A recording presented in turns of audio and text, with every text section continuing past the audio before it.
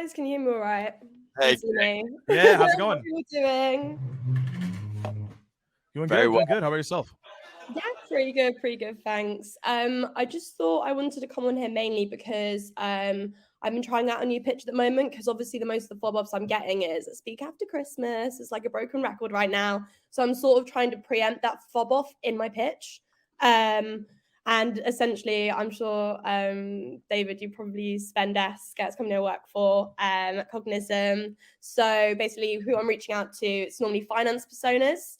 So it'd be great to kind of try out maybe prospecting a CFO to try and chat about their finance processes, namely in the realms of expense management. So like company cards, budgets, reporting, to feature dump at you, which I'm not going to do in my pitch, don't worry.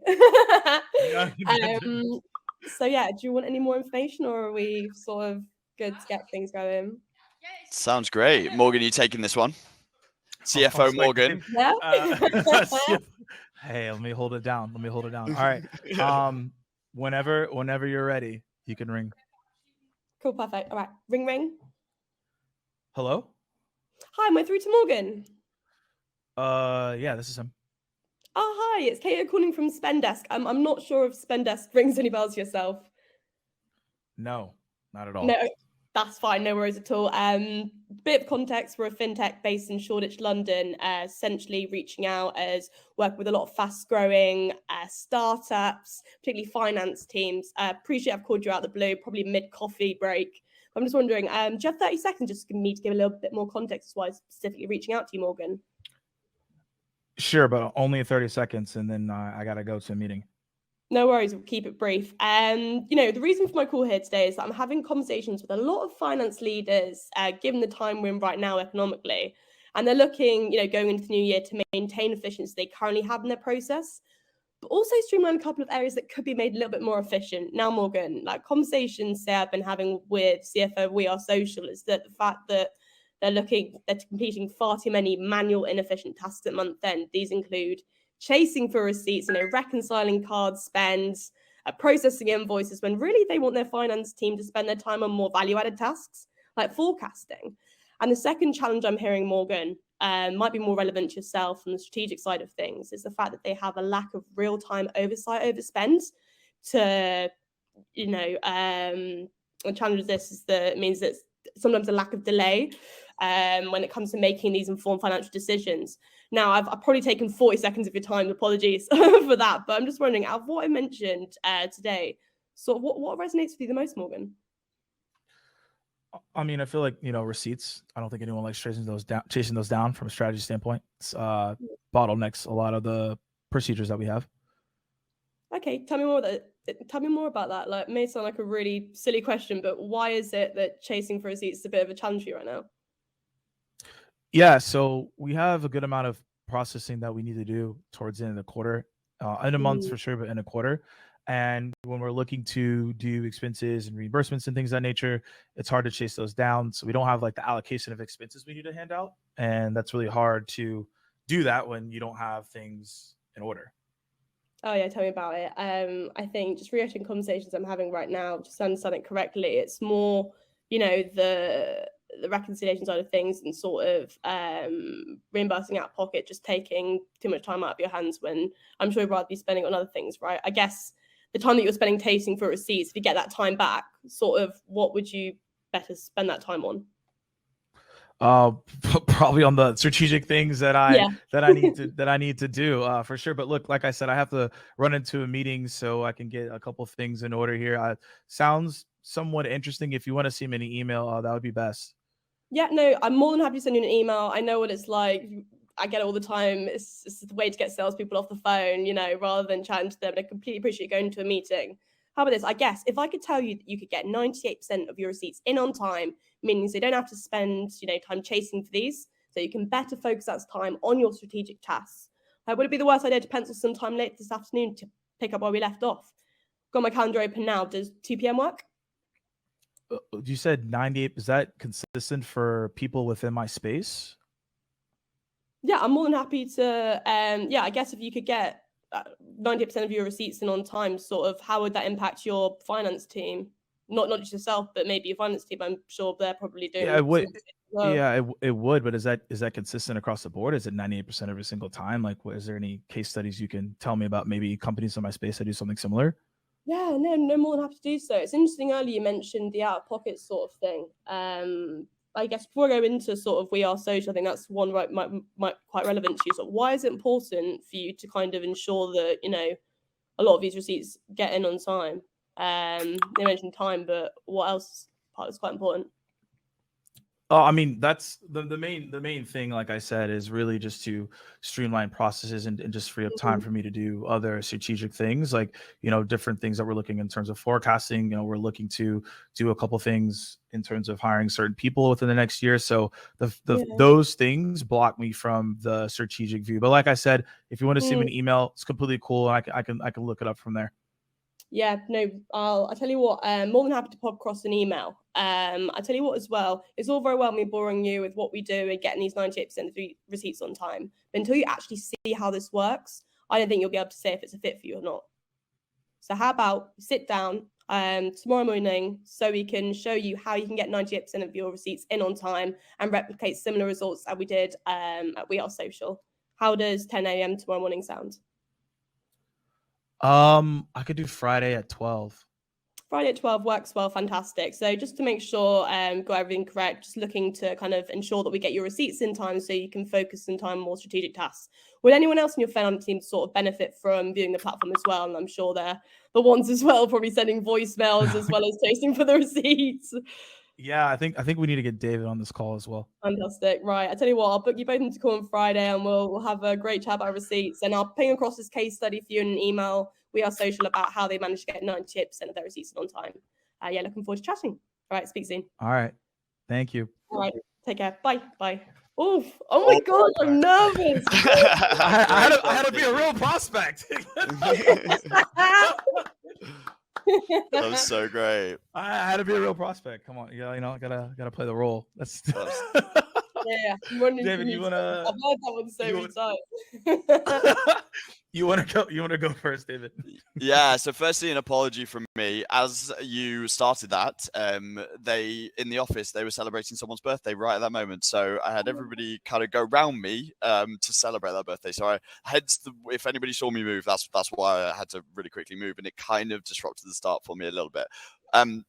But firstly first, okay, I loved how you really doubled down on your position and you just kept pushing when it comes to Morgan, like coming in for a meeting, right? It's super cool. I have a general rule that I go with 3 no's. I refuse to get off the phone until I've had 3 audible objections. It's a good rule for me. It means I keep pushing. I see way too often SDRs especially, or like salespeople that are struggling, the mistake they're often making is they're like giving up on the first no, right? And they're getting off the phone and everything else. So it's really, really great to see you do that. I also love using the using your introduction, which is about showing 2 different pains and saying which one resonates with you. Great technique. I think it's Sandler, the Sandler technique, I believe. I'm not 100% on that. Yeah. But it's cool. It works really, really well. My recommendations are, number 1, let's try and keep. I'd actually again, like, a lot of it is just in shortening. I think the way you present those pains is a little lengthy, and for a tool like Spendesk, which ultimately like fixes such clear pains, I think you can afford to make it a little bit shorter. So let's see if we can make it a little bit a little bit shorter on that side. And the second thing is around the I suppose a question, just maybe for my own context. How often are you calling prospects and they are using a tool similar to Spendesk or like a financing tool, versus how many are you having to educate them on like the space that you sit in as a product? Very mixed. Okay. It's very mixed. I think it kind of depends on the size of the company. So I guess we kind of split into 2 segments. So we've got 100 FTEs and plus. Those ones tend to have something in place, right? Yeah. And I'd say roughly about 60 FTEs and under. That's sort of the area where I kind of find they actually don't have anything in place. Yeah. And you're targeting both. Yeah. Okay, cool. The reason I asked that question is because I was thinking about Cognism's use case, and I was thinking that, like, we have a tool that's similar but definitely not the same, and actually, just again, speaking of the introduction, I think you might be able to get to the point so much quicker if you actually go in with the question very early about asking them like what tools they're currently using. And certainly, like, we're in a similar boat, right? We find that smaller companies tend to not have, or are more likely to not have, contact data tools, whereas that every big company will have a contact data tool. So when we're talking about Cognism, if we're talking to a big company, the first question we're asking is, are you using a contact data tool? That way, I'm not having to educate them on, like, I'm all boring them on the education of like the pain involved, and that cuts the chase a little bit quicker as well. So just a couple of, I think overall, like, the main thing is like really shortening that opening. But I love how hard you pushed Morgan for the meeting, and I thought that was super cool. Thank you. So just after my pitch, I don't know why I say, does anything resonate with you? Because I haven't used that question in absolutely ages. It just kind of came out. So the one that I've kind of been using at the moment, and I don't know why I said it, that probably maybe ties in with the fact that, if you're understanding that someone probably has something in place. So a question I normally say is, listen, coming into the new year, when it comes to the processes you're currently using to manage your accounts payable, what areas could be made more efficient? Sure. I think that way, that's kind of gets them, even if maybe they weren't as engaged during the pitch, that kind of gets their cogs turning again and gets them re-engaged to actually take a step back and think, okay, goodness me, like, what can I do to make my process better? Sure.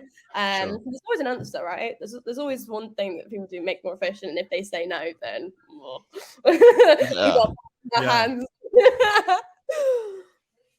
No, it's a really great question. Thank you.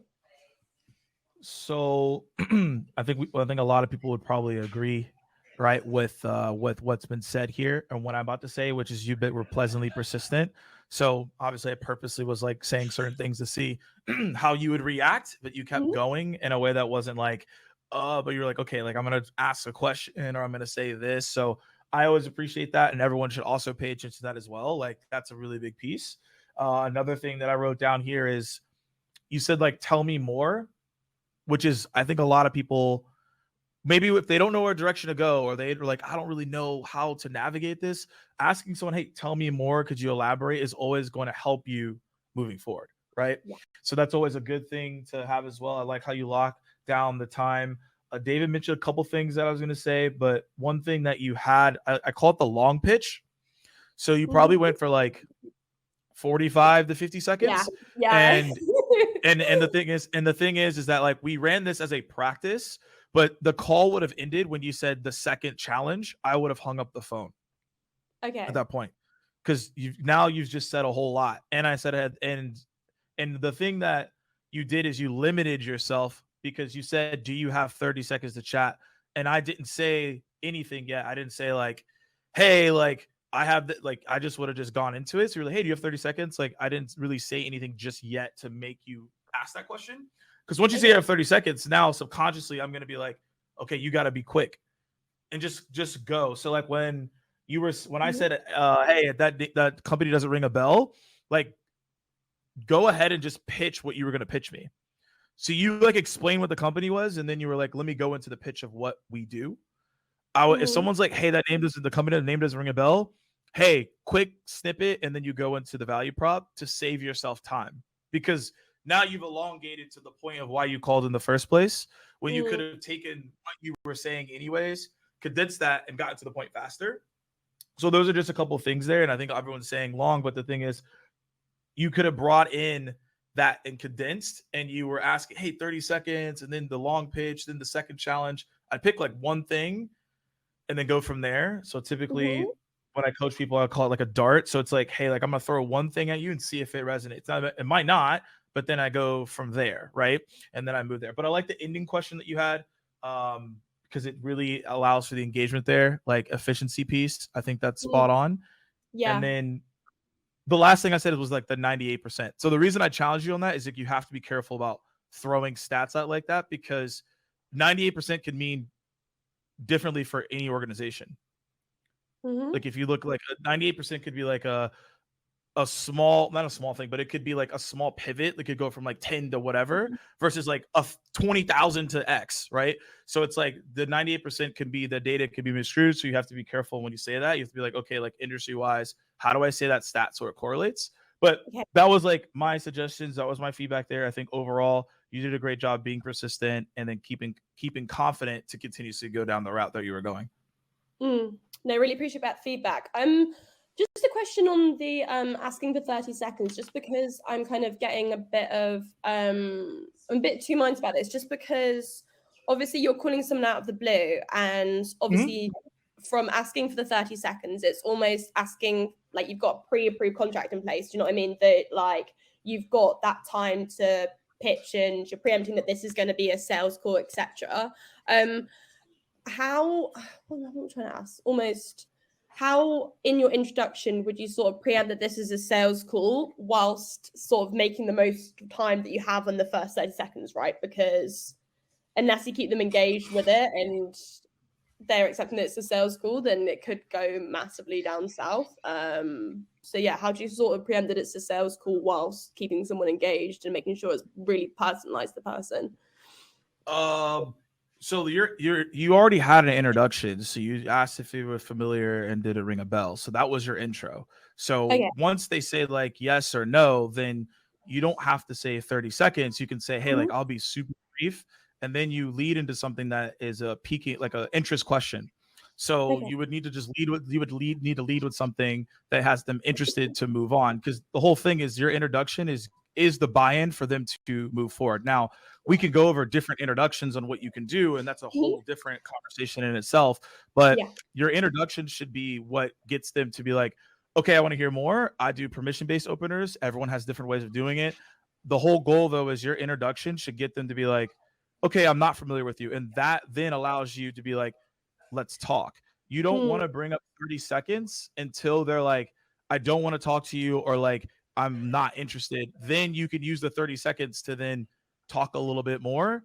But I don't bring up the 30 seconds as like, hey, you only have 30 seconds. I only bring it up when they're like, no, or like they say not interested and I haven't even said anything yet. Then I'll use the 30 seconds to give myself more time to actually pitch them. But to Jamie's point, if someone picks up the phone, they have more than 30 seconds. No, I've never met a single person that's picked up the phone and they're like, I have 2 seconds to talk. You wouldn't have picked up the phone. You just would have like let it go voicemail, or you would have texted them.